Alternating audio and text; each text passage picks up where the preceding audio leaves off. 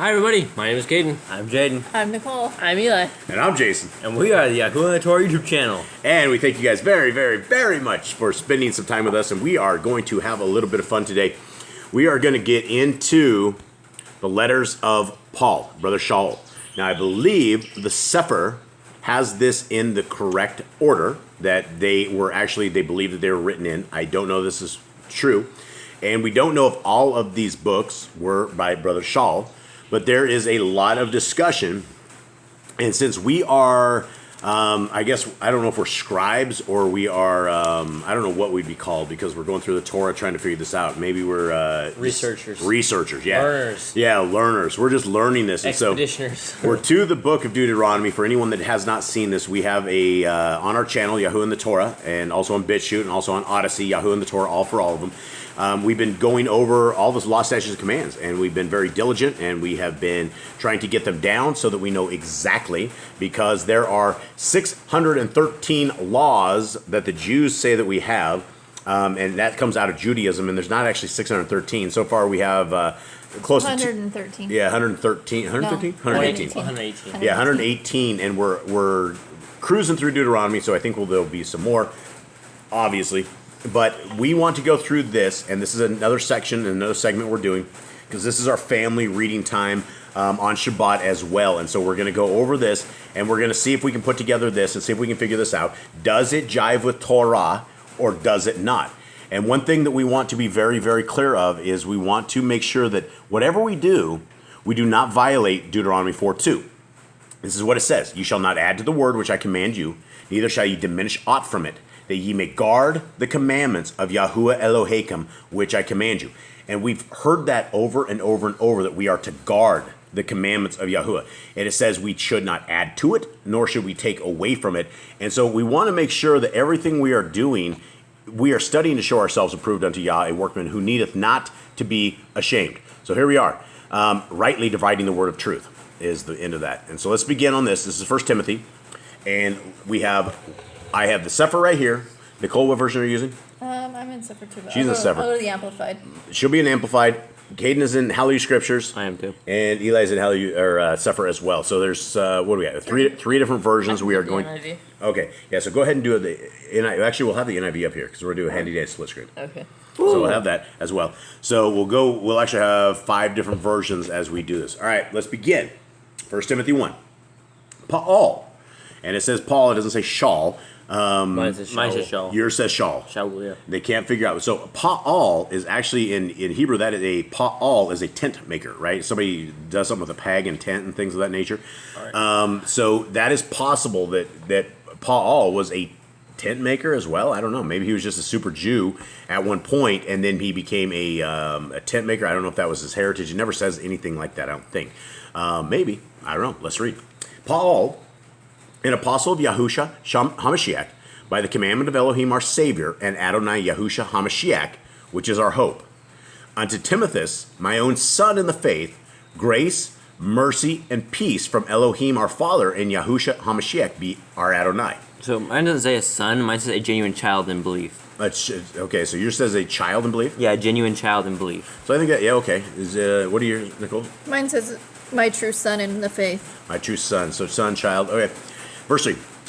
Oh, actually, we didn't. You know what we didn't do? The handy dandy split We didn't do the handy dandy split screen. Oh man! All right, handy dandy split screen. Yes, and there we are. And this, thank you everybody. Thank you. And I have the older version of Sefer on what I'm reading out of. Right. And wherever yours says Elohim, mine says Yahuwah. Yahuwah. Okay. Yes. Well, they took his name out and made it Elohim. Oh, Dr. Pigeon. All right, here we go. So verse 3. As I besought you to abide still at Ephesus, when I went into Macedonia, that you might charge some that they teach no other doctrine.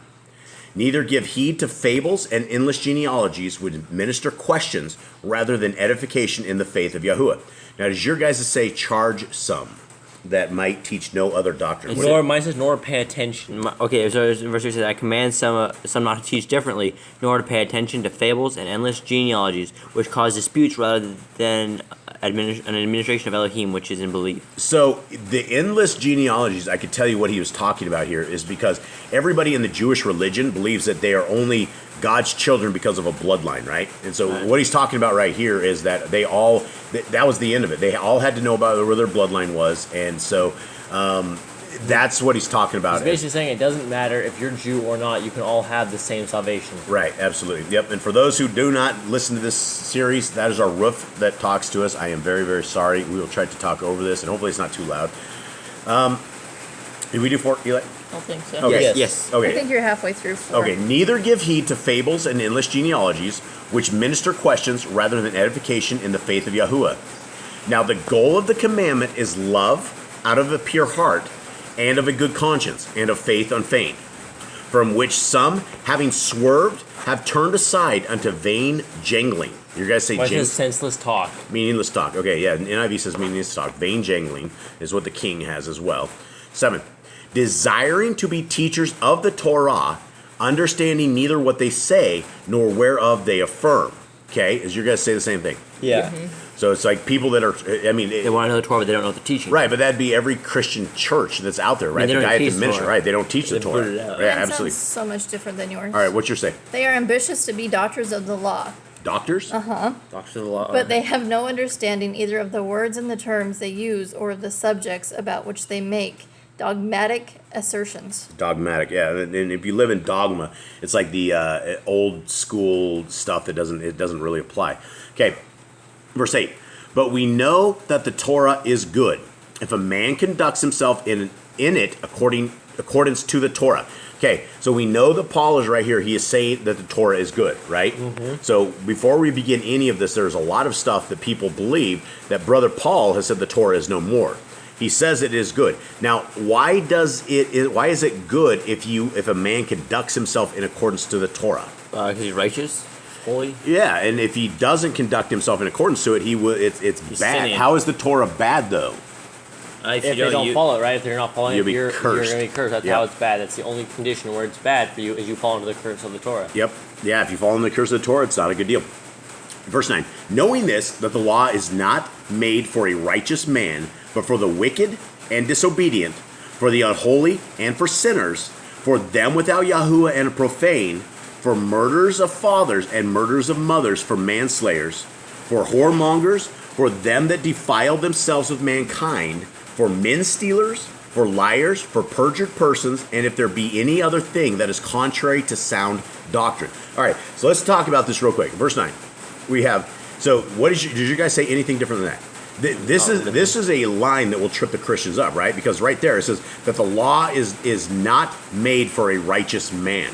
Right. How do we decipher this? So basically, because we are not, like, without the Torah, we are not good people. We do not follow the law. So we need this law to help us to be righteous. It puts us towards the path of righteousness. Is Paul saying right here the law is not made for righteous people? The He's- Christians believe they are completely righteous in what they do as they eat their pig. A righteous person is going to be someone that has never sinned, and therefore they already know the Torah, they're already abiding by the Torah, and therefore they would not need to know any more of the Torah. They are basically living the Torah.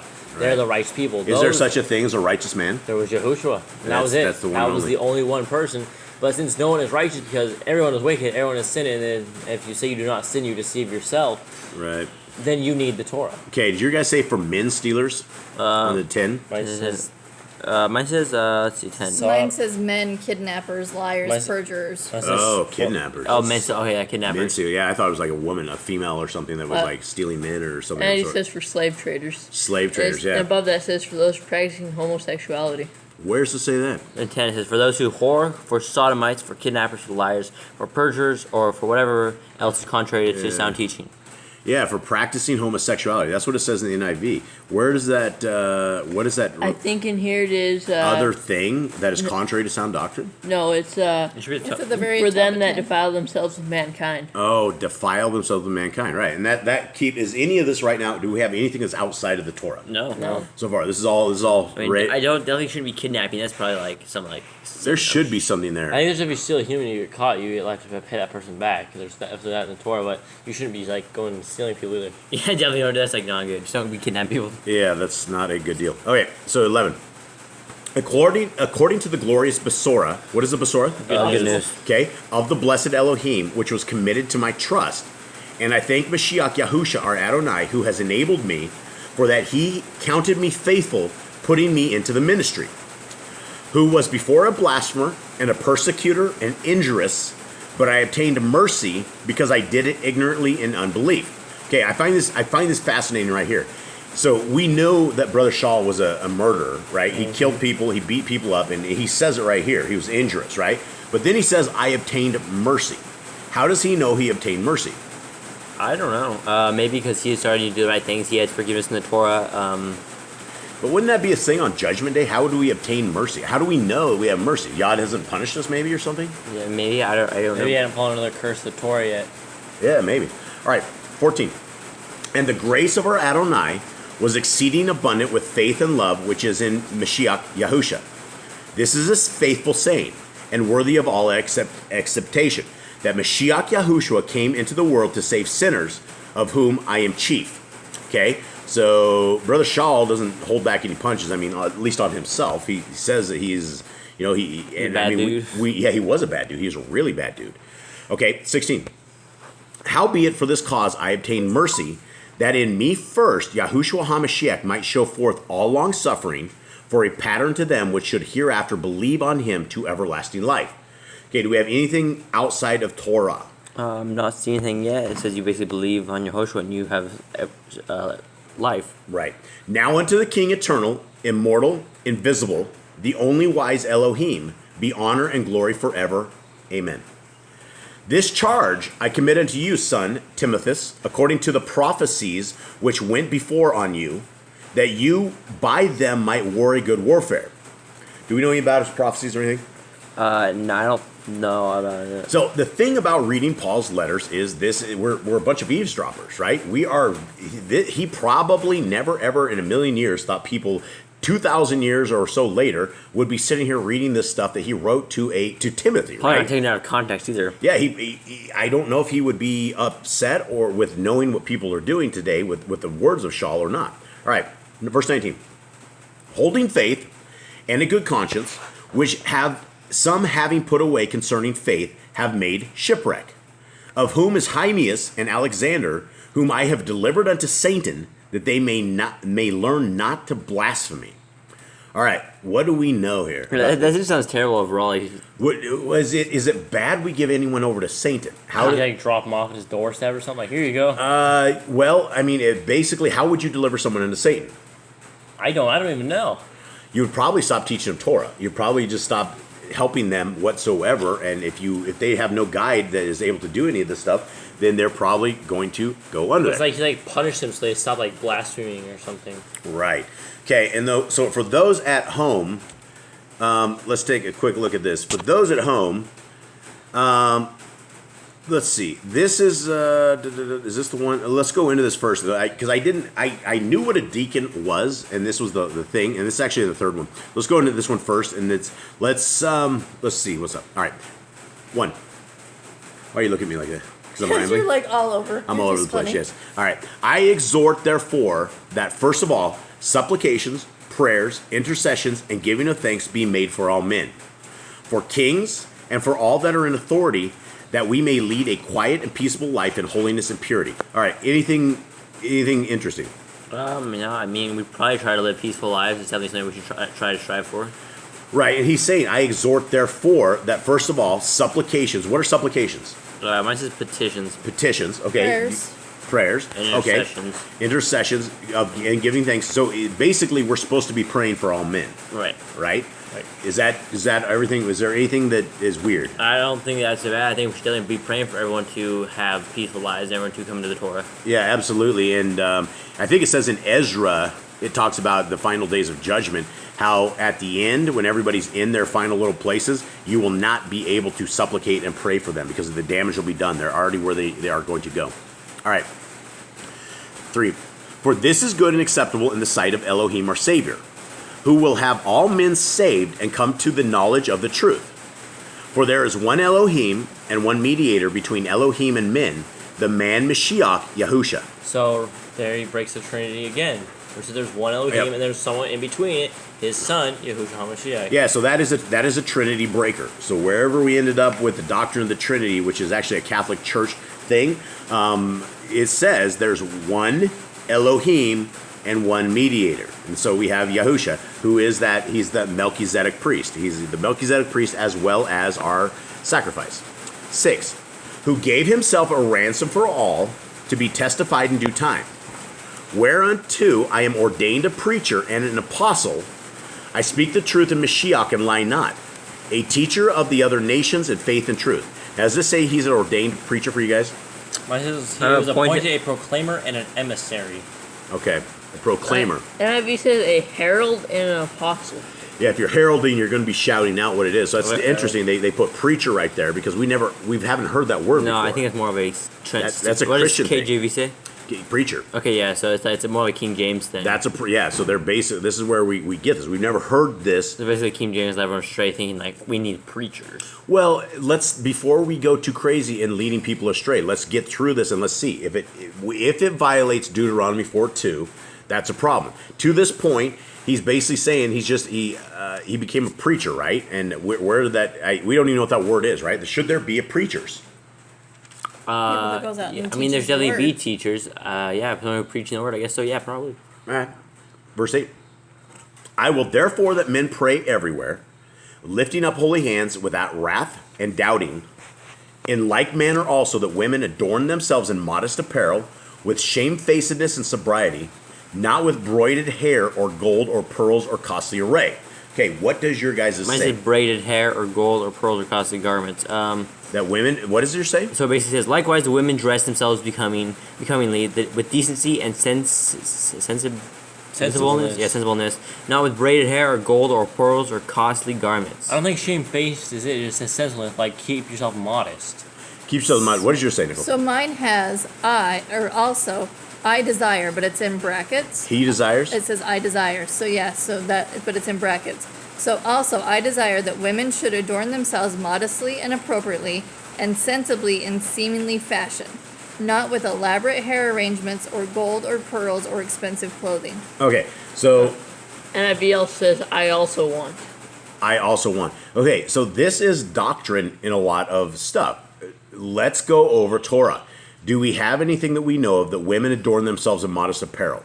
What do we have? Just that they shouldn't wear what pertains to a man. We should not be pertaining to a man, and we should never ever uncover our nakedness, right? Right. That's our shame. I definitely think people should dress modestly. yeah, Probably I don't see anything wrong with that at And all. I think where he's going with the whole like gold and pearls things in the hair. I remember there's something about maybe braiding your hair. Maybe that'll be later in Deuteronomy. But I remember something about like putting stuff in your hair. But I think it's making it fancy and Yeah, I think this is more of like a yeah. fallen thing trying to seduce men. So I think he's like, don't do what the fallen did. Okay, so shamefacedness is what? Sensibleness. Sensibleness. With decency and sensibleness, like they're. Why would you want? I don't I understand. feel like the shamefaced. shamefaced is sadness or something. Okay, and sobriety, that's good. Yeah. Not with broided hair or gold or pearls or costly array. Do we have any Torah command here that says they should not do their hair up?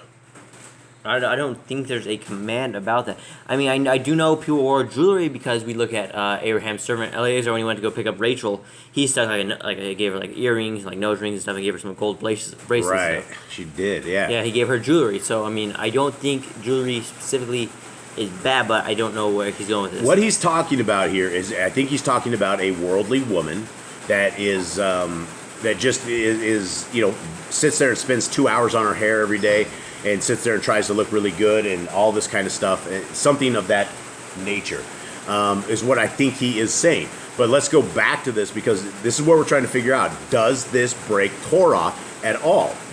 Are we adding to or are we taking away from it? So let's just go in verse 9. Is there anything that says about broided hair that we know of in the Torah?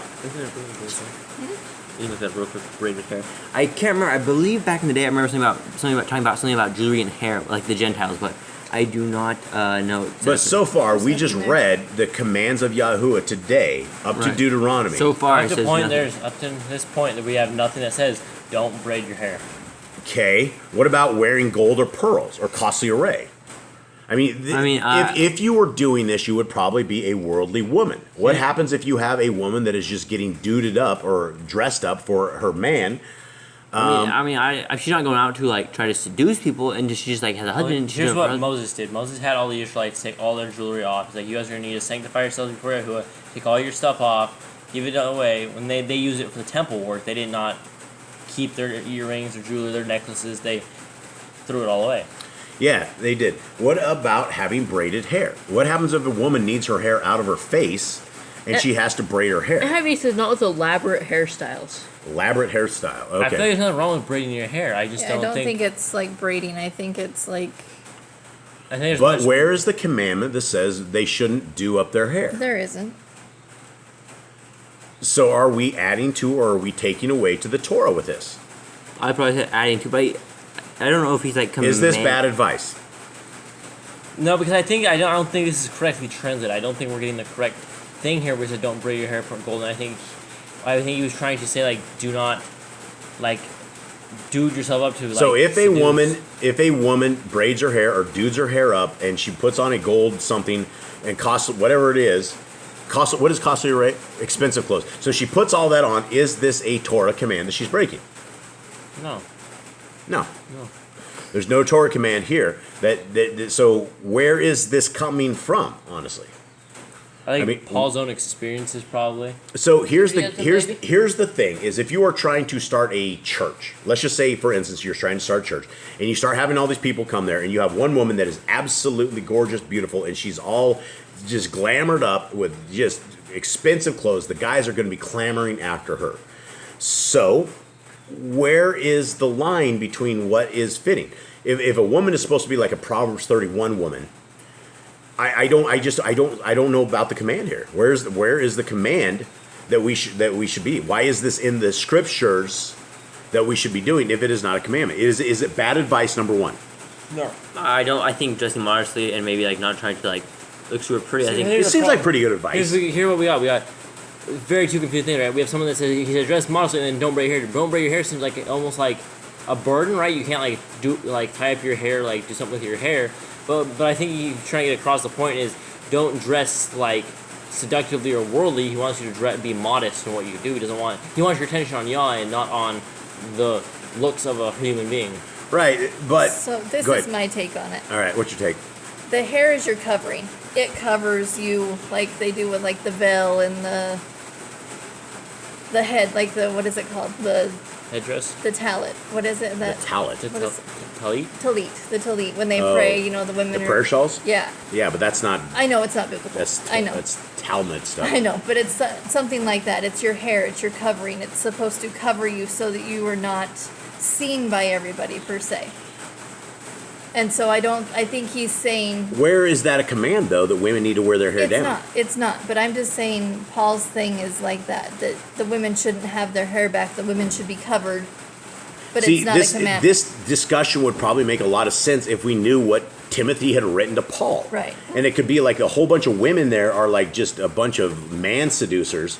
And he's like, here, this is how to deal with it. But this is not Torah.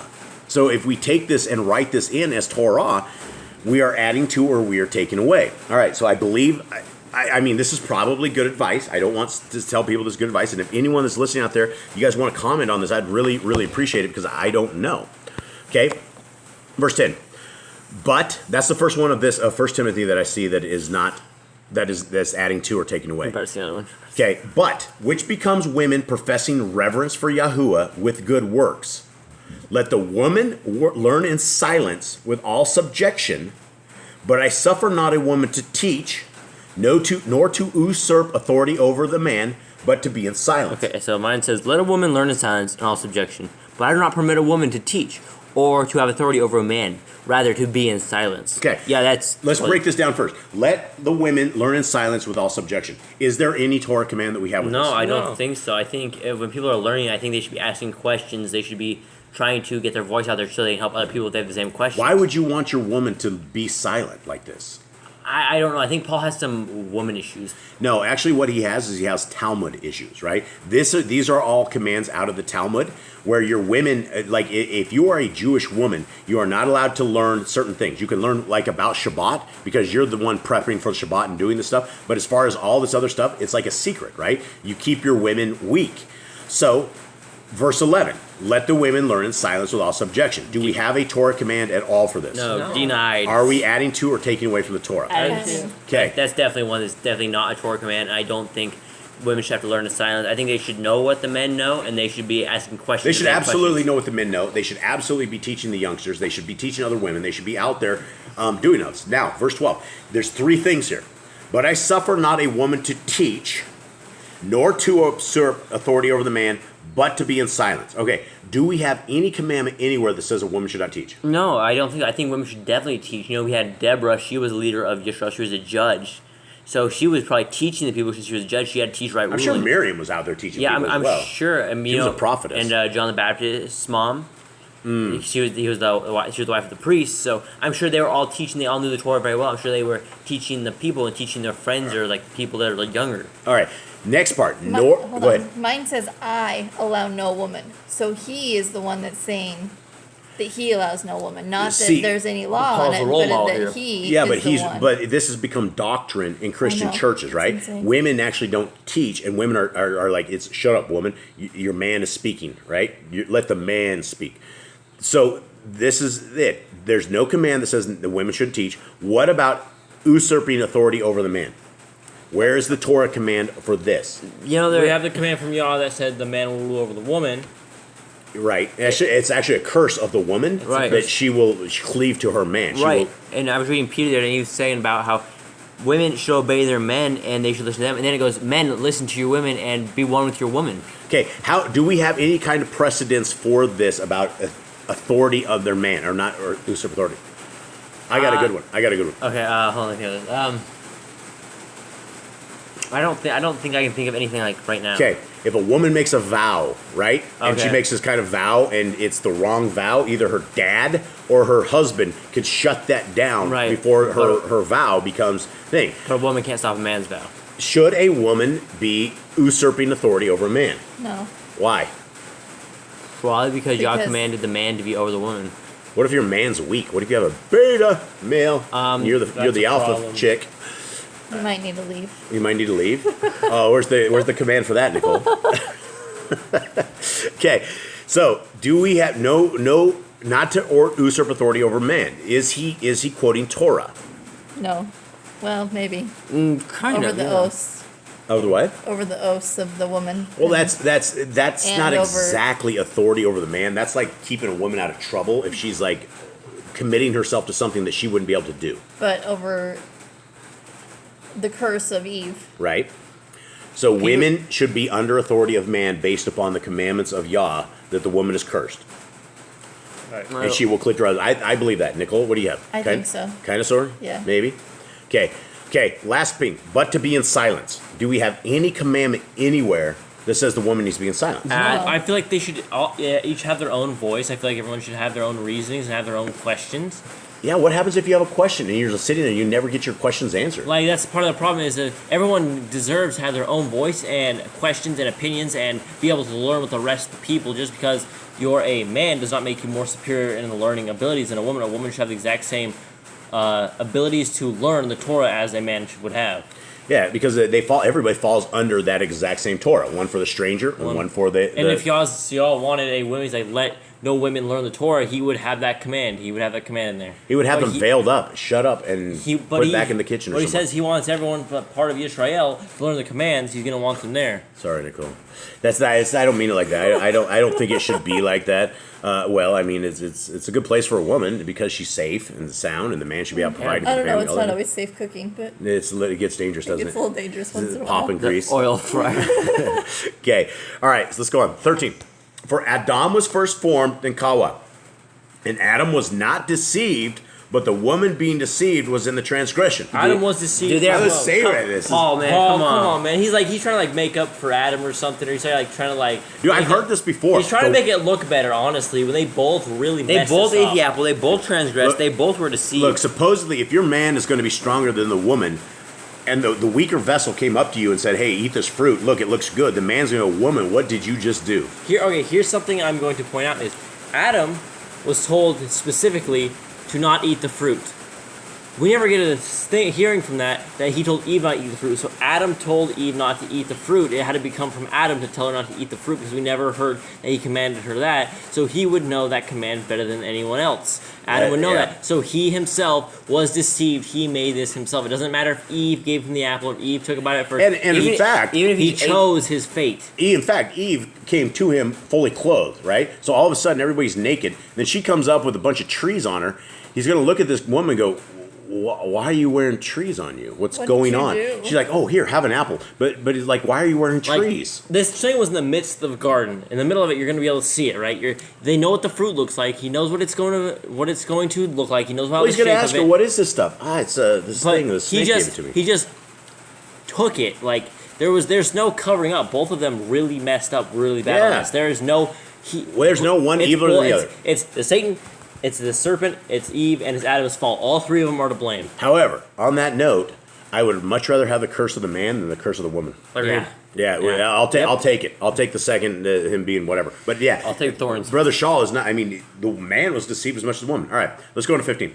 Notwithstanding, she shall be safe in childbearing if they continue in faith and love and holiness with sobriety. But she shall be saved. What does that even mean? What does that mean? She shall be saved in childbearing. I don't know. There's a footnote up here in the NIV. Greek. She. But she will be saved through childbearing if they continue in faith, love, holiness, and holiness of I don't even know why it's here. Why does that make sense? I think he's saying that she'll get eternal life if she has children. I think that's what kind of called. Okay, so let me read she'll be saved because the Amplified always adds things to kind of understand what they think it is. So, all right, what do you got? Nevertheless, the sentence put upon women of pain and motherhood does not hinder their soul's salvation, and they will be saved eternally if they continue in faith and love and holiness with self-control, saved indeed. That's way better. Through the childbearing or by the faith of divine child. Oh wow, that Amplified is way better. Yeah, okay, so that makes a lot of sense, right? Because even though she's going to be owned with childbearing and owned with cycles and owned with all that stuff, it doesn't hamper her soul. So it doesn't mean she's sinned, she's damned to hell. She just is unclean during those times, but it doesn't. All right, so far with Brother Shaw, we have two chapters. One violates Deuteronomy 4:2, and the other does not. All right, let's go to 3, and let's see what's going on here. All right, this is a true saying: if a man desire the office of an elder, he desires a good work. Okay, mine says desires the position of an overseer. Mine says office of a bishop. Office of a bishop. All right, where have we heard this before? Why do we have the word bishop? Why do we have an elder? Church. We have two churches. We have a Catholic bishop and a Mormon bishop. Mine says overseer. Okay, now I remember what a deacon was and what it gets into this, but this is what it's talking about right here. And for those who, this is what it says in deacon. From the Greek word diakonos, helper. It's a member of the lowest rank of the threefold Christian ministry. Christian ministry could be anything, right? They say that Catholics are Christian, Mormons say they're Christians, Jehovah's Witnesses say they're Christians. Maybe they believe in Christ. Yeah, and they say they're a follower of Christ, but they're really not because they don't follow his stuff. So it says it's the lowest rank of the threefold Christian ministry, below the presbyter, priest, and bishop, or in various Protestant churches, a lay official, usually ordained, who shares in the ministry and sometimes in the governance of the congregation.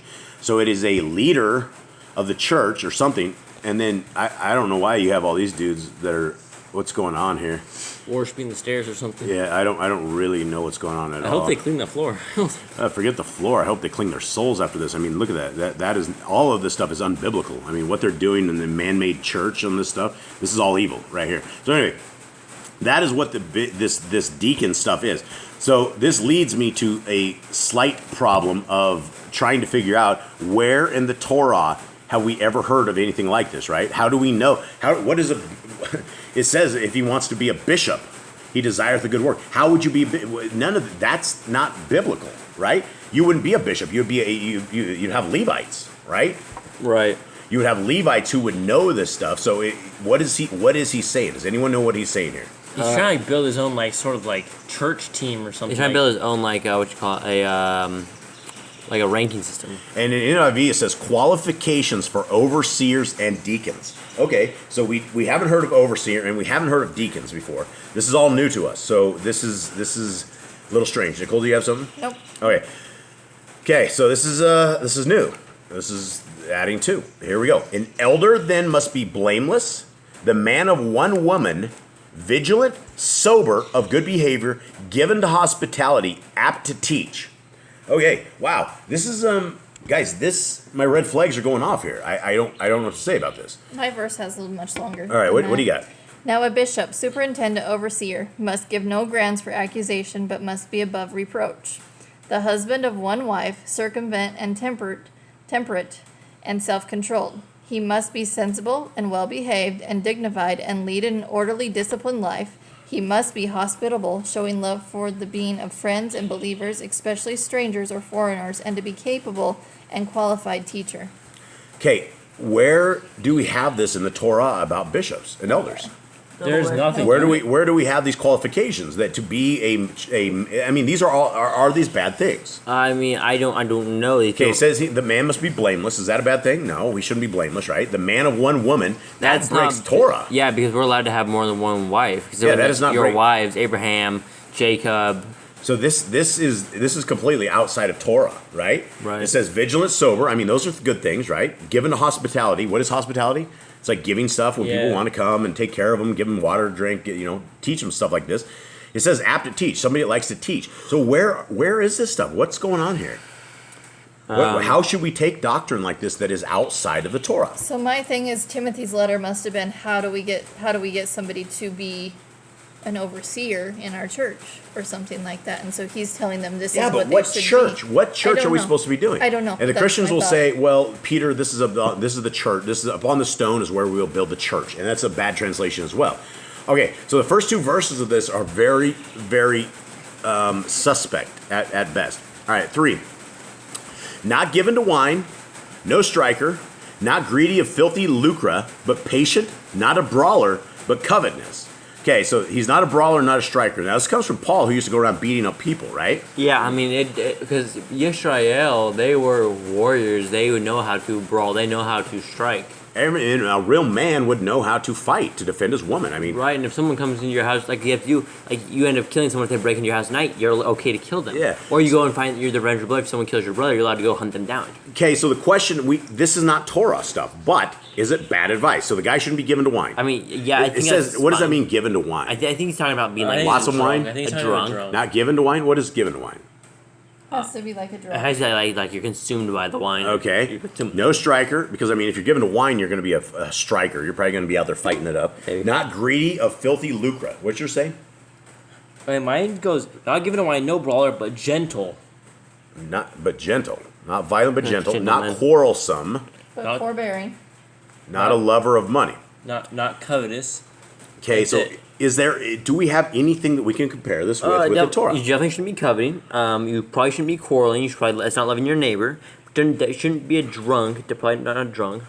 Yeah, he shouldn't be a drunkard, but I mean, Noah got drunk. No, I mean he did get drunk, but it wasn't consistent drunk. Well, we don't know, but probably not. So he probably was, and Yah did not punish him For getting when drunk. this as well. So Right. there's no laws against drinking. So, all right, so let's go on. I'm not seeing anything that if we were going to add to our law, statutes, commands of Yah, none of these would be in there. This would not go. It's, and I hope that those of you out there can see this, that we're trying to get what is the real and what is not. All right. So this is about the guy that's trying to lead their whatever. Trying to be the overseer, the leader of whatever. Overseer thing. One that rules well his own house, having his children in subjection with all gravity. Reverence. Where's that word gravity came from? Reverence. That's terrible translations. Yeah, all respect. It says full respect. Yeah. Gravity and Yeah, he's in this stuff as well. All right, 5. And this is in parentheses, so it's not even going to. This is outside of even Paul's writings. For if a man know not how to rule his own house, how shall he take care of the called out assembly of Elohim? So the called out assembly of Elohim. I mean, I guess that's the people out there, but I think the thing is, we should all be as leaders of the family. We should all be in Torah. Right, We should all be teaching everyone the Torah. There should not be like one guy. I don't think there should be like leaders in like ranking system like this. I just don't feel like that's the right thing. The whole ranking. Well, this is the Christian conundrum, right? You don't read the Bible, but you go and you sit into a church and you listen to a guy and he tells you what to do, and at the end you throw in a bunch of money for 10% because that's what you do. Wake up, Cubs. All right, here we go. 6. Not a novice, lest being lifted up with pride he fall into the condemnation of the devil. Okay, these are all Paul's laws. So basically, a new convert, lest he become puffed up. Yeah, he must not be a fault. recent convert. So that's a guy that somebody who just learned the Torah or is a new person in Torah cannot be a teacher. I don't believe that's right. I think someone who's learning Torah should also be trying to get other people to learn with him. learn with them. Yeah, absolutely. But you probably, if you're just new in Torah, you probably shouldn't be teaching. Yeah, you're not anyone. gonna want to be. But this isn't what he's saying though. He's talking other stuff. I don't know. Let's continue on 7. Moreover, he must have a good report of them which are without, lest he fall into reproach and the snare of the devil. So basically, he has to have like Somebody a who's good broke. track record. A good Yeah, reputation. a good reputation. With other people. I don't think that because Yehoshua. But poor people, Right. which are without. So those are poor people. People It are says without. outsiders. Oh, Mine says- outsiders. Okay, I'll read mine. And he should even have a good witness from those who are outside, lest he fall into reproach and the snare of the devil. Right. So I mean, that's everybody saying, "Hey, this guy's a good guy." Yeah, but you. That's not even biblical. Yeah, but look at Yehoshua. Everybody hated him outside. Everybody's like, he's a bad dude. Don't listen to him. He's a bad dude. And he was the best teacher of all. Yes. Well, that was Yahusha. All right. 8. Likewise must the deacons be grave, not double-tongued, not given to too much wine, not greedy of filthy lucre. Okay, mine says attendance. Okay, you're gonna say deacons? Likewise, Here. attendants are to be reverent. The attendants? The attendants, yeah. I think So people the that are king attendants. has deacons, and the Sefer has deacons, and so Mine does the has NIV. deacons. But, Everybody has but deacons. there's a footnote. The word deacons refers here to Christians designated to serve with the overseers/elders of the church in a variety of ways, similar in That would verse be- 12. That would be a deacon. Yeah. Yeah, okay. So I guess attendance and ours. I think ours is maybe better, maybe with the attendance. People they're supposed to be reverent. The people that are listening should be reverent, definitely. Well, they've used this word deacon, and all throughout when I was growing up in church, there was deacons. They always had the old guys, and there was always deacons. And if somebody was broke or something, or they needed something in the middle of it, and the preacher wasn't around, the deacon would have a key to the church, and he would go into the little storeroom and give people food and things of that nature. Okay, 9. Holding the mystery of faith in a pure conscience, and let these also be first be proved, then let them use the office of a deacon, being found blameless. Office of a deacon. When I say let these also be proved first, then let them serve if they are unreprovable. So these are instructions for building a church, right? These are Yeah. instructions for Or like having people like work in a teach, church. or, Yeah, I mean, this is it's not biblical. This is not biblical. We should have judges and Levites. Yeah. Or we should have leaders over 50s and thousands, and that one person can go to him and he does right ruling for you. He's one of your judges. yeah. This isn't what- all new stuff And to those, us. and those people would teach you. The leaders of your people would teach you the Torah. Yep.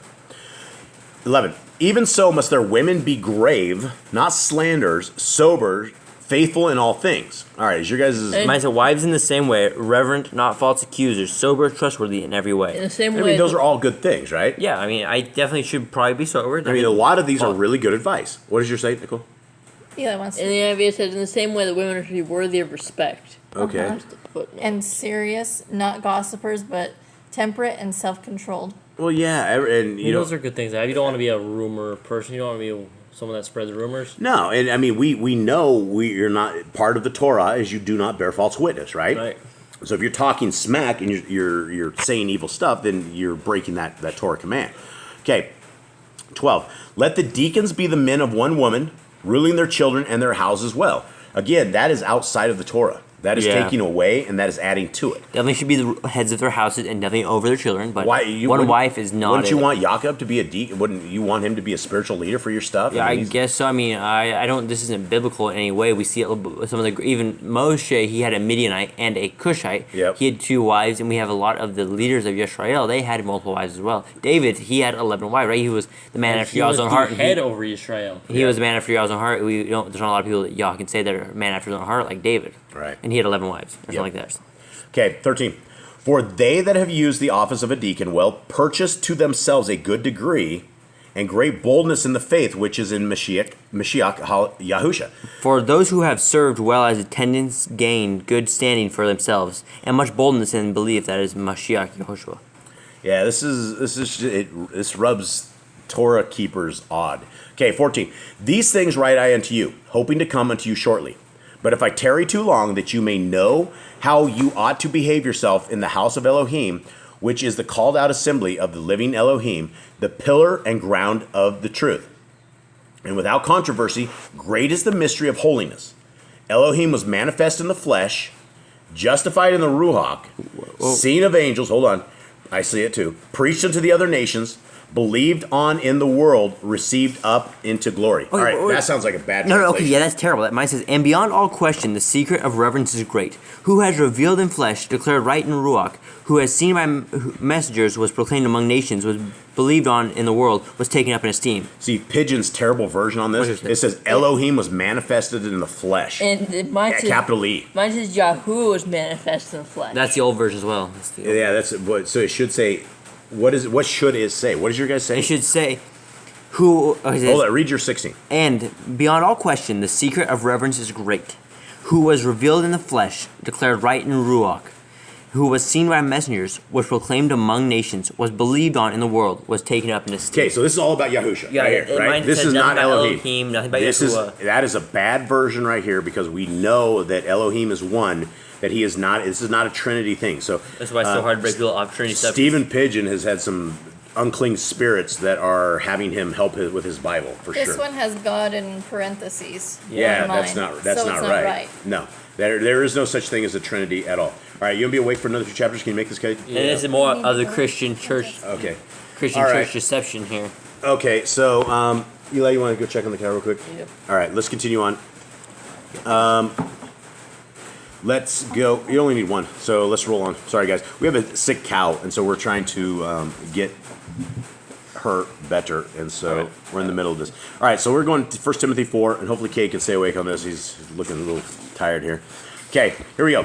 1 Timothy 4. Now the Ruach speaks expressly that in the latter times some shall depart from the faith, giving heed to seducing Ruach and doctrines of devils, speaking lies and hypocrisy, having their conscience seared with a hot iron, forbidding to marry and commanding to abstain from food which Elohim has created to be received with thanksgiving of them which believe and know the truth. Okay, let's talk about this. One, what does your guys' say? Okay, so I mean, we're gonna do 1 through 3. Yeah. So basically, we start off all right where he says the Ruach distinctly says that in the latter times people will fall away from the belief, and that's true. Yeah, absolutely. Many people will fall away from the belief, but then we get into a part where he goes, people are forbidding to eat foods which Yahuwah created to be received with thanksgiving. And that's where a lot of Christians will quote that from you saying, Paul says the food is good. Because This is a Paul says. right, because you gotta look at this, and pig wasn't received with Thanksgiving. Shrimp wasn't received with Thanksgiving. It's not food received with Thanksgiving. That's not food. That's not considered food. Well, cannibals think that a dead corpse is food, right? Right, So but that's- we just have to say, give thanks to Yah, and we can eat Grandpa. Right? No, that's not That's it. not it? No, because you Grandpa. gotta understand that that wasn't considered food, and here they're these people here. What we're talking about here, you're talking about certain people that are like refusing to eat the food that Yahuwah has given us, and they're refusing to give thanksgiving for that food. They don't want to eat the meat anymore. They don't want to eat what Yah gave to us as food. And a pig was never considered food. Yeah, well, it gets worse what he says here. So this is very confusing. But it says this is about the latter times, right? The Spirit Right. says that in the latter times, and so here is they forbidding to marry. Have we heard of that anywhere? Who forbids to marry? I mean, that might be Right, the, Satanists. I don't know. I mean, it might be the world today. You know, no one gets married. Everyone Yeah, has they're all children out of wedlock. It's Men and women ain't having kids. Okay, so basically, yeah, I don't know where this is. Maybe there's latter times. Yeah, because no one really. You have a lot of children out of wedlock. You have abortion. But nobody commands to abstain from food.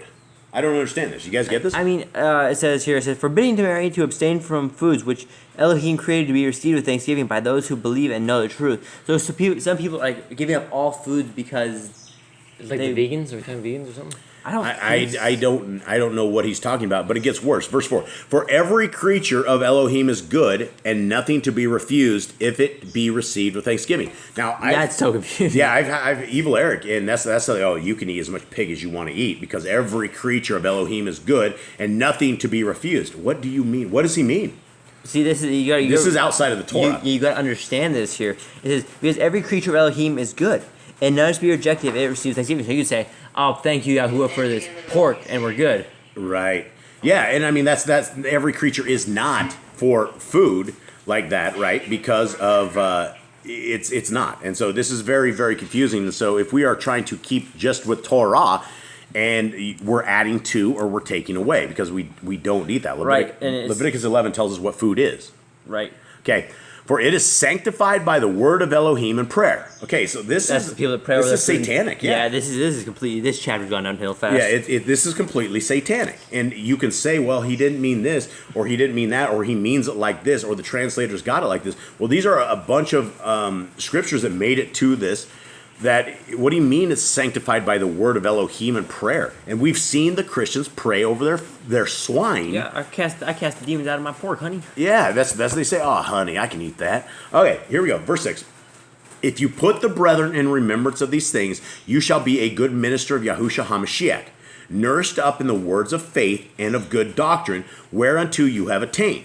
So he says good doctrine. Like, this feels like it's bad doctrine, right? This is really hard reading. It is hard to understand. If you are not based in the Torah, then you're going to go, well, I can eat anything because it says I just give thanks to Elohim and it's okay. Yeah, just pray over my food and I'm good. It's not a good thing. Okay, 7. But refuse profane and old women's fables, and exercise yourself rather unto righteousness. Okay, what about the old women's fables? Refuse profane and old wives' fables, and exercise yourself rather. That's like old wives' tales or something, like lies. Yeah, probably should. Yep. Hey. Sorry, guys. For bodily exercise profits little, but righteousness is profitable unto all things, having promise of the life that now is, and of that which is to come. Okay, so what do we say for bodily So he exercise? just wants to exercise? I don't know. He says bodily exercise profits little. Up here it says physical training, which that is exercise. That is like What, does he just want to sit on our couch or something? What's... I don't know. But righteousness is profitable unto all things, which it is. Righteousness is profitable unto all Yeah. things, having promise of the life that now is, and of that which is to come. So if you're living in righteousness, the life that is coming is going to be a good life, right? Right. You are storing up our jewels in the Shemaim, or the new kingdom to come. Are we Okay. on 8? Yeah, we're on 8 here, and so we just went over. Hold on, sorry guys, stop. Sorry guys, hold on. We are trying to contain these animals the best of our abilities. Hit them in the air like that. All right, hold on. We're gonna pause this. Deal with our dogs, maybe. They might get under contained. Hold on, just one sec. All right, sorry guys. That was quick, but we had to get rid of it. Okay, the dog's going crazy. So here we have in verse 8, we're talking about for bodily exercise profits little, but righteousness is profitable unto all things, having promise of the life that now is, and of that which is to come. I don't understand why he's saying that physical exercise is no good. I think it's good because you need to be strong, you need to be fit, you need to be be able to do stuff that be able to lift stuff. See, the NIV says a little bit different. For physical training is of some value, but goodliness has value for all things. That sounds better, right? It says godliness. What? With Oh, it is. the lowercase Oh. g. Oh, it's godliness has values for all things. Yeah, wow. I thought it was goodliness. Wow, I don't know what he's even saying.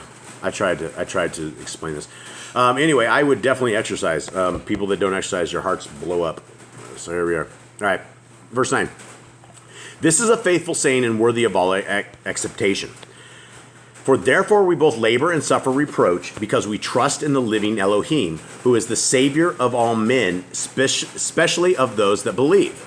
It is for this that we labor and struggle, because we trust in living Elohim, who is the Savior of all men, particularly of those who believe. Okay. So why is it we struggle?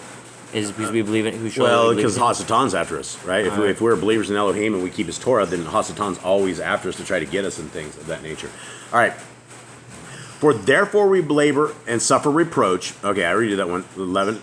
These things command and teach. Let no man despise your youth, but be an example of the believers, in word, in conversation, in love, in ruach, in faith, and in purity. Okay, so let no man despise your youth. So basically saying don't let people look down on you because you're younger, because you should be able to teach them as well. Young people should be able to teach old people should teach young people. Everybody should be knowing and teaching and helping one another with the Torah. It shouldn't be just like the old people teaching the young. If the young know the Torah, they should be teaching other people that don't know it as well. Got it. Doesn't matter your age. Okay, 13. Till I come, give attendance to reading, to exhortation, to doctrine. Mine says to encouragement to teaching. Encouragement to teaching? Yeah, doctrine is teaching. Okay. Neglect not the gift that is in you, which was given you by prophecy, with a laying on of the hands of the elders. That's what mine All right, says. is that what yours says? The elderhood. When the body of elders laid their hands on you. Okay. All right. So neglect not the gift that is in you, which was the prophecy. Okay, meditate upon these things. Give yourself wholly to them, that is profiting, your profiting may appear to all. Take heed unto yourself and unto the doctrine. Continue in them, for in doing this you shall both save yourself and them that hear you. So he says, might practice these to be in them, so that your progress might be plain. All 15. So that a lot of there doesn't really make complete sense to me, be honest, because I don't think we should be practicing all the stuff that Paul says here. We definitely shouldn't be like doing all the stuff Paul says here. Well, the Christians would say you're a heretic, Jaden, for this. They would say you're going to burn in hell because he is ordained. One thing that I think everyone should understand is Paul never comes out and he says, in the name, this is saying from Yah, right? He never says, this is a saying of Yahuwah. Or he says, I am a prophet. He basically says, I say this. Yeah, he says, I say this. So we probably shouldn't be listening to a man that says stuff when it's not what Yahuwah says. Well, why are we creating doctrine based upon a response letter, right? Yeah, so, this should have been something between that one church or whatever they had and him. That should have been like, they had obviously had some issues here. And he's like, hey man, I need some help here with this, a little advice here. What should I do with the women that are like seducing men or something like that. Right. And here's like, and there's probably a lot of things like, hey man, the children are just getting picked on by the elders because they're teaching the Torah and the elders don't know what they know, so they're hating them for that. So he's like, what should I tell them? He goes, well, don't let them look down on you because you're younger than them. Let them all be equal. All right, I got it. Two chapters left. Okay, you gonna be with us here? You're getting glazed over in the eyes. You're gonna be all right. All right, here we go. 1 Timothy 5. Rebuke not an elder, but entreat him as a father, and the younger men as brethren. Okay, but I almost feel like that's a bad thing because it says, Yahushua says, no, you should call no man father, but Yahuwah himself, so treat him as a father. Treat him as a father. Yeah, I mean, you're supposed to teach him as a dad, right? Yeah, okay. Okay, but who's the elder, right? The elder is someone older than you? Elder, but they also talked about a deacon being an elder as well. This is an older man. Yeah, mine says, do not rebuke an older man, but appeal to him as a father. Younger ones as brothers. Okay, I mean that's you should take care of the old people. I mean that's good advice, right? The elder women as mothers, the younger as sisters with all purity. Honor widows that are widows indeed. Mine says respect widows who are truly widows. Okay. What does that mean? I mean, I think all widows, if their husband dies, they are truly husband or man. Yeah. Man can be a widow as well. Right, and widower. he says give proper recognition to those widows who are really in need. How would you clarify if they're really in need? Okay. Their husband's dead. Well, yeah. I mean that's just rough. Okay, so 3, 4. Mine says solitary and without support. So only if you're only supposed to take care of a widow if she doesn't have support. So that's not Torah. That is not Torah. We should have a whole bunch of food in the fields for them so they can get it. Their food. We're supposed to take care of the widows, the fatherless, we're not supposed to oppress them. We should help them. Right. To give them Do not food. oppress the widow. Okay, but if any widow have children or nephews, let them learn first to show piety at home and to requite their parents, for that is good and acceptable before Elohim. Okay. Let them learn to treat their own house reverently and to repay their parents. Okay. So basically, it says let the children help the widows first before you help them. That's the thing. What if the children don't help the widows? Well, that's why they have nursing homes. Yeah, see, that's the thing. That's They not stick right. they stick all their family in nursing homes, and the kids don't help. I mean, they may pay for the nursing home, but they definitely don't take care of the elderly.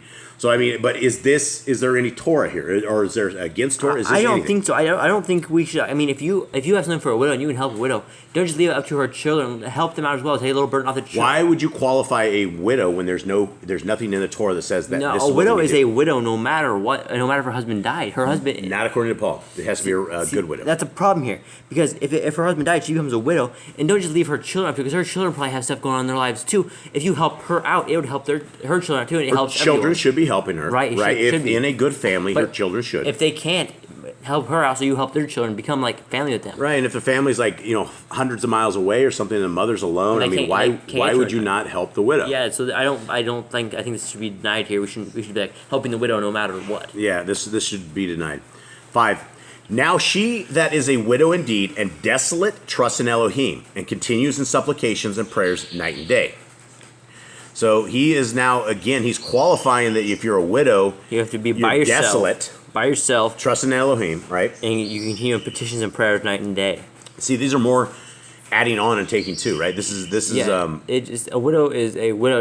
A widow is a widow. yeah, that's what we know of. Yeah, it doesn't mean they have to be a perfect person. It doesn't mean they have to be this and that. It means they are a widow, and we help them no matter what. Right. But she that lives in pleasure is dead while she lives.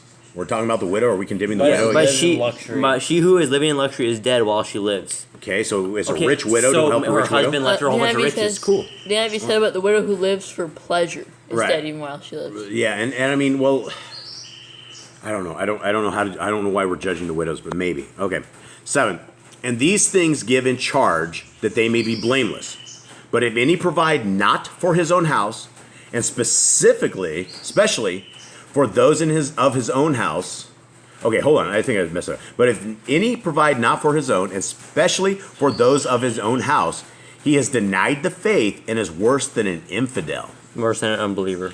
Wow, so you're saying that if you have a deadbeat dad and he doesn't provide for his house and has denied the faith, he's worse than an unbeliever? Yeah, isn't that what an unbeliever is? Denying the faith, isn't that? Yeah, I mean, I don't understand that. I mean, okay, Paul, somebody who doesn't believe the faith is already an unbeliever. Yeah, they're obviously having issues with widows or something. I don't know what the deal is, but none of this is jiving. All right, let's go to 9. Let not a widow be taken into the number under 60 years old, having been the woman of one man. It says, do not enroll a widow unless she is over 60 years of age, having been wife of one man. Okay, The NIV says has been faithful to her husband.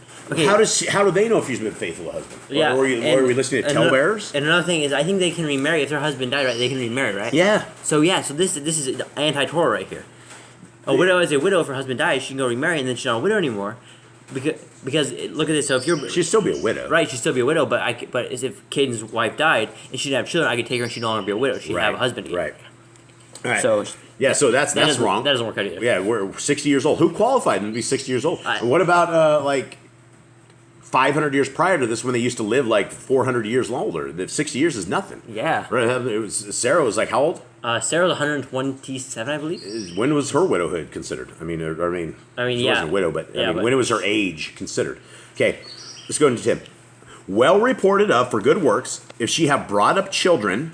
Okay, so what? So it's Did you basically say well reported? So And well known for you her got to good continue on with the deeds. last verse. This is how we can qualify widow. It says in this verse 10 it says well reported of, for good works. So If it's she have brought up children, if she have lodged strangers, if she have washed the Kadeshim's feet, if she have relieved the afflicted, if she have diligently followed every good work. So basically, she has to be a perfect person, do all these things, and then we can qualify her as a widow. What if she's too scared to lodge the strangers? Yeah, I If mean, she doesn't have kids.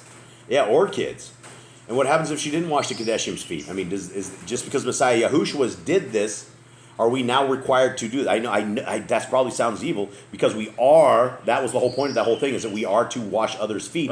But he's putting this on a widow, right? right, and she had to do this like her life or something, or she's not qualified a widow.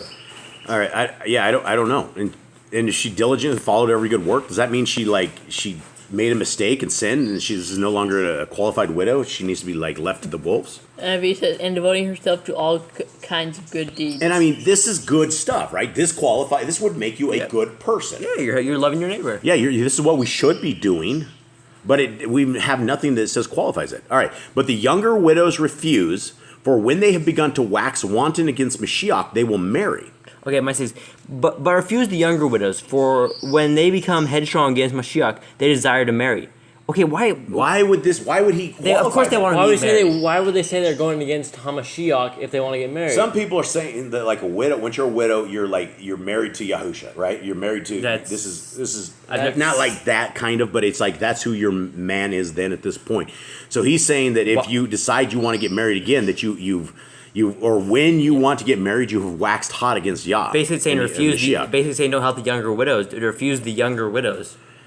It's women don't plow the field. That's man's job. That's why we have stuff for them because they can't. If we refuse the widows that have no man to provide for them, who will provide for them? Yeah, this is adding to and taking away from the Torah. Paul seems to have some issues here. All right, having damnation because they have cast off their first faith. So he's basically saying they're damned because that they've left Yahusha. Having guilt because they put aside their first belief. And see, if they do that, that's not good. But I mean, But where does remarrying put away their belief? It doesn't. None of this is like that. Sorry. Okay, 13. And withal they learn to be idle, wandering about from house to house, and not only idle, but tattlers also, and busybodies, speaking things which they ought not. Yeah. Wow. He's judging them before they even become widows. I've known some widows, and I don't think of them quite like this. I mean, they don't aren't tattlers and busybodies. I think this Paul is, got in trouble with a few widows and like he did something, got told on or something. this is basically classifying every single widow that they are going to be tattlers, busybodies, and they speak things they ought not to. And why are we classifying everybody with the same sin when nobody has done Yeah, this? because one person did that and started doing stuff. Why I don't is think every widow's like this. I don't either. I don't think there's people like do this like this. All right, there he goes again. I will therefore that the younger women marry, bear children, guide the house, give none occasion to the adversary to speak reproachfully. Okay, how do you guide the house if you're unable to teach? How can you guide a house without being able to teach? This contradicts his own writing. He I forgot what he wrote in the last. Was this several people that wrote this? I don't think this is. I don't think they're. Whoever they say Shaul is, I don't think it's the same guy. I think there's a ton of different people. That wrote, whoever wrote it. But anyway, he says they said right there. He wants him to marry and guide the house. How does yours guys say guide the house? As far as all that the younger women, the widows marry, bear children, manage the house, giving no occasion to the adversary for reviling. Well, I mean, those are good things, but I mean, I don't know. 15. For some are already turned aside after Satan. If any man or woman that believes have widows, let them relieve them, and let not the called out assembly be charged, that it may relieve them that they are widows indeed. All right, so we have something else. He says the called out assembly. We shouldn't be helping the widows? Okay. Let not. So he's basically saying if any man believing man or woman has widows, let such assist them, and do not let the assembly be burdened, in order to assist those. He's trying to help the church stay with money, right? If you're helping the widows, and you know somebody that's a widow, you yourself is supposed to go and deal with the widow. You're not supposed to help the widow. Right, the assembly shouldn't help the widow, but somebody else. What if that's their job? Is supposed to minister to the widows. That's literally their. Well, that's what Paul says here. If you know a widow, you're supposed to take care of them, which is right. Right, you should take care of them. Absolutely. But then why wouldn't they have another support team for these assembly? And do not let the assembly be burdened. Burdened by what? Helping them? I don't know. Yeah, I don't know. All right. 17. Let the elders that rule well be counted worthy of double honor, especially they who labor in the word and doctrine. Okay, so somebody gets double honor. Why are we honoring people double? I don't know. Let the elders who rule well be counted worthy of double respect, especially those who labor in the word and teaching. Right, the NIV says, the elders who direct the affairs of the church are worthy of double honor. The elders who direct the affairs of the church. Where is this in the Torah? This isn't. We should have Levites. Yeah, we should. And we were supposed to respect Levites. I think everyone should have like kind of an equal respect. Everyone follows the Torah. Levites might need a little more respect because they're like ones slaughtering and blood everywhere. But well, even after Messiah Yahushua, we wouldn't be sacrificing, right? But we would still have the Levites that knew the Torah. Right, we'd still have that tribe. That tribe doesn't disappear. Right, they don't. Basically, he's saying that the old school Levites are gone, and we need to create a new church. And this church now has all these different rules, and the rules are different than what Yah has told us to do. All right, let's go on. For the scripture says, you shall not muzzle the ox that treads out the grain. Yay, finally got one. Yay, good job, Paul. And the laborer is worthy of his reward. He got 2 commands. Nice. This one's from Deuteronomy 25. Yeah, we've heard that before. The laborer is worthy of his reward. Don't muzzle an ox that's treading out the grain. I think we've heard that before, haven't we? Yeah. I think we went over it previously before we read going through this. All right, so there you go. He quotes Deuteronomy. That's good. All right, 19. Against an elder receive not an accusation, but before 2 or 3 witnesses. Do not receive an accusation against an elder, except for 2 or 3 witnesses. He just added to it again. No, we didn't. No. What do you mean? Go to Deuteronomy 19:15. Oh, is it? Yep. Yeah, this is where you like don't. Where you have But your more 2 3 witnesses? Yeah, 2 or 3 witnesses. So It you says 2 or 3. Yeah, 2 It's or more 3. than 2. Yeah, more than 2. It's just 2. It says Well, 2 or more. 2 or more, right. 2 or more. Right. Okay. So he's good here. So a 2 is, it's still 2. So basically, if one person accusation doesn't count if there's 2 or 3 or more. 2 or more. Right, Okay. so we're good. Them that sin rebuke before all, that others also may fear. Okay, I don't know about that. It says, reprove those who are sinning in the presence of all, so that the rest also might fear. So you're supposed to browbeat these people In front of everyone? Basically, you're supposed to scare them enough to believe, and I don't think that's the correct way of doing it. Or you're supposed to take them under the bus in front of everybody. And I mean, that's, Hey, you cheated on your wife last weekend. Don't do that in front of everyone. I don't think so. Well, yeah, I don't know. I don't think we. This is all stuff that it's confusing to us because it's not in the Torah, right? Right. So this is why it's and when you sinned, it was to be brought before the priest and the priest only. Here's how Right. it went. Here's how this went. someone was in sin and you knew they're in sin, you're supposed to go privately rebuke them. If they couldn't rebuke them, you take another brother with you to rebuke them. If you couldn't take 3 or more people, you take them to the judge in the congregation, and you would deal with. Yeah, that but person. you don't bring them before, and he wants it before He everyone. created his own. It's in the assembly here. Yeah, he created his own judge and jury, right? And people that are supposedly keeping Yah's laws. But He created a new judge system. yeah, he said the church is their own wannabe Levites. Is essentially what it is. All right, 21. I charge you before Elohim and the Adonai Yahushua HaMashiach. So that's the right translation, right? And the elect angels, that you observe these things without preferring one before another, doing nothing by partiality. Okay. So basically he's saying to watch over these and do what I say, and don't do any of these partially. Yeah, and to the other chapter where it had Elohim that made himself in flesh, this would basically dispute that. Steven because has it says, some stuff under the bus. yeah, Dr. Pigeon cannot translate a scriptures to save his life. All right, 22. Lay hands suddenly on no man, neither be partaker of other men's sins. Keep yourself pure. Okay, that's fine. Don't lay hands on anyone hastily, nor share in sins of others. Keep yourself clean. Okay, good. That's what we're striving to do. Yes. Okay, here we go. Paul's laws. Drink no longer water, but use a little wine for your stomach's sake and your often infirmities. So Okay, who's he talking to? Who has infirmities? Timothy? Is Timothy sick? Yes, Timothy said, who's May- sick? Maybe there's little sticks going around the congregation, like they all got sick from the water, and like, hey man, you stop drinking the water, drink some wine, and make sure. Yeah, better. but that's a horrible advice right there. Drink no longer water. But I mean, if somebody took this right here as doctrine, They'd be drunk. They'd be drunk. They'd be drunkards, right? Don't drink the water. Well, water is wine. I mean, that's what they make it with. They The put water. NIV says stop drinking only water. Stop drinking only water. It might say, no longer drink only water, but use a little wine for your stomach's sake and your frequent alignments. Yeah, well, ailments. ailment. Ailment. Oh, yeah. All right. It's ailment. All right, so 24. Some men's sins are open beforehand, going before judgment, and some men they follow after. Likewise also the good works of some are manifest beforehand, and they that are otherwise cannot be hid. Does anyone have any understanding The of that? sins of some here it goes. The sins of some men are obvious, leading on to judgment, but those of some men follow later. In the same way, the good works are obvious, while it is impossible to conceal those that are obvious. So basically, he's saying some sins are kept in secret, some sins are open, it's obvious for everyone to see, and some good works are obvious, some good works no one sees. Right. So basically, I don't know. There's not a command or anything there. He's not commanding. He's just like No. saying like. I mean, there's some good advice in this. Yeah, there's there's definitely some good of it, advice. yeah. All right, let's finish up. This is the last chapter on this. All right.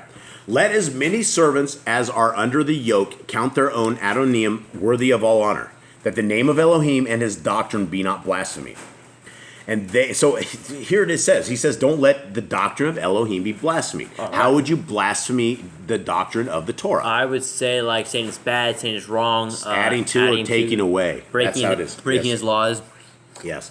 And they that have believing adonim, let them not despise them, because they are brethren, but rather do them service, because they are faithful and beloved, partakers of the benefit. These things teach and exhort. If any man teach otherwise, and consent not to wholesome words, even the words of our Adonai Yahushua HaMashiach, and to the doctrine which is according to his holiness. Okay, so what does it say? If any man teach otherwise, and consent not to the wholesome words, even the words of our Adonai Yahushua HaMashiach, and to the doctrine which is according to holiness. What is the doctrine according to holiness? The Torah. It has to be the Torah. Okay, so in the old version of the Sefer, it says doctrine was according to the fear of Yahuwah, instead of which is according to holiness. According So to the fear of Yahuwah, that'd be the Torah. yeah, holiness. I mean, you're going to be holy by fearing Yah and doing what he wants. He is proud, knowing nothing, but doting about questions and strifes of words, whereof comes envy, strife, railings, evil surmisings. Okay. Who is he talking about? These people that don't believe, they're like they don't agree with the sound of words. Okay, yeah. So if a man, So basically, these are the people that are teaching against it. These are the kind of people. yeah. So if a man is teaching otherwise, and that he's proud but doting questions. Okay. 5. Perverse disputings of men of corrupt minds and destitute of the truth, supposing that gain is without holiness, from such withdraw yourself. Okay? So stay away from evil stuff, right? That's not bad. There's nothing bad here. But holiness with contentment is great gain. For we brought nothing into this world, and it is certain we can carry nothing out. And having food and raiment, let us be therewith content. But they that will be rich fall into temptation and a snare, and into many foolish and hurtful lusts, which drown men in destruction and perdition. Okay. For the love of money is the root of all evil, which while some coveted after, they have erred from the faith and pierced themselves through with many sorrows. Very true. Good writings, Paul. But you, O man of Elohim, flee these things and follow after righteousness, virtue, faith, love, patience, meekness. Beautiful. Fight the good fight of faith. Lay hold on external life, whereunto you are also called, and have professed a good profession before many witnesses. I give you charge in the sight of Elohim, who quickens all things, and before Mashiach Yahusha, who before Pontius Pilate witnessed a good confession. Again, he puts the deity of Yah as, I charge you in the sight of Elohim, who quickens all things, and before Mashiach Yahusha, right? That's Right. It's not Two one people. person, yeah. Pontius Pilate witnessed a good confession, that you guard this commandment without spot, unrebukable until the appearing of Adonai Yahushua HaMashiach. What commandment are we talking about? He said it right in the 13. I give you charge. So this is what Paul's saying. I charge you in the sight of Elohim, who quickens all things, before Mashiach Yahusha, who before Pontius Pilate witnessed a good confession, that you guard. I don't know what commandment he's talking about. You guard the command spotlessly, blamelessly, until the appearing of our Adon Yeshua HaMashiach. Okay, that you guard this commandment. Which commandment? The Torah? Maybe the command of the Torah? Well, I hope he's talking about the command. I don't know which commandment. That's what you should be He would following. say the commandments, that you guard the commandments without spot. I don't know where he goes. Does anybody have anything other than commandment? No. No. Mine says command. Okay, I don't know which commandment he's talking about, but we'll continue on. 15. Which in his times he shall show, who is the blessed and only Pontiate, King of Kings, and Yahuwah Adonai. Wow, that Okay. does not, that is wrong. Which in his own seasons he shall reveal the Baruch and only ruler, the sovereign of sovereigns, and Adonai of masters. Adonai of Masters, yeah. So this is it. Good show. Dr. Stephen Pidgeon has totally sold his soul out for this. I hate to say it, but his translation, if you're sitting here making money off a bad translation, you've sold your soul to the devil in a certain way. He should give this away for total free, and he should get these fixed up on just because he's adding to and taking away to the word of Yah. And so that's evil of him. So it doesn't say that, right? This is a version. This is where you can get into the Trinity mess. That's why people are so confused. Yeah, Translation just like this. translation sucks so badly. Yep. So anyway, it should be what, Jade, instead of It should be, which in his own seasons he shall reveal the Baruch and only ruler, the sovereign of sovereigns and Adon of masters. there you go. That's right. So mine says, which in his times he shall show who is the blessed and only Pontiate, the Melech ha-Melekim, and Adonai ha-Adonim. Yes. Yeah. So he is our Melchizedek priest, right? Right. That's what we're looking at. That's Messiah Yahusha. Okay, 16. Who only have immortality, dwelling in the light, which no man can approach unto, whom no man has seen, nor can see, to whom be honor and power everlasting. Amen. Charge them that are rich in this world that they be not high-minded, nor trust in uncertain riches, but in the living Elohim, who gives us richly all things to enjoy.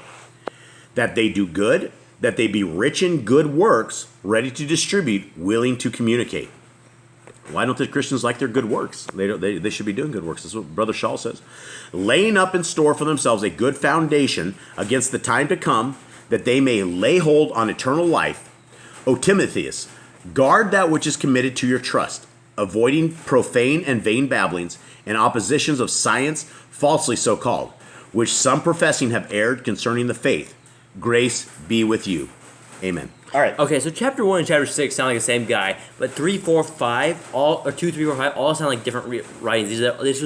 They're easier. Chapter 1 and chapter 6 are much easier to read, where the other ones are worded different. It's harder to understand. So if we had to rate this, 1/3 of 1 Timothy keeps the Torah. Yeah, it sounds fine. So 2/3 of it is adding to, 30, and it's 30%. yeah. It's 60. It's like 33, whatever. yeah. So what do we have? We're finalizing this. What do we have here? This is the first book of Paul. We're going to go through this again, and we're going to go into this. I don't know when this will be, but this will be our family reading. So when we do family reading, we will sit down this. The next book is Titus. So the next time that we group together for this particular the Letters of Paul series is we will be doing Titus, and we will continue on, see what's at. And I guess that's it. Anyone have anything else? Read your Bibles. You definitely shouldn't take what Paul says to heart, especially Take in it some with of a the grain of chapters. salt. take it with a grain of salt, but be foundationally structured in the Torah. Yeah, if it says anything against the Torah, then you don't know these commands, and you should not be following them. Deuteronomy 4:2. If it's good advice to stay dressed, stay modest, that's great advice. Yeah. But if he says don't help the widow if she's young, that's completely Yeah, wrong. if you're qualifying a widow and she's 58 years old and not 60 and hasn't Yeah. washed the feet of Kadeshim, And she's poor and has nobody to help her, don't help her because she's or her not. kids hate her and don't come back and don't help her at all. I mean, there's she may have kids and they just may not want to help. All right, that's it. Thank you guys very, very much for this. Thanks for tuning in. Anyone that made it to the end of this, much love to you guys. And that's it. All right. Shalom. Shalom.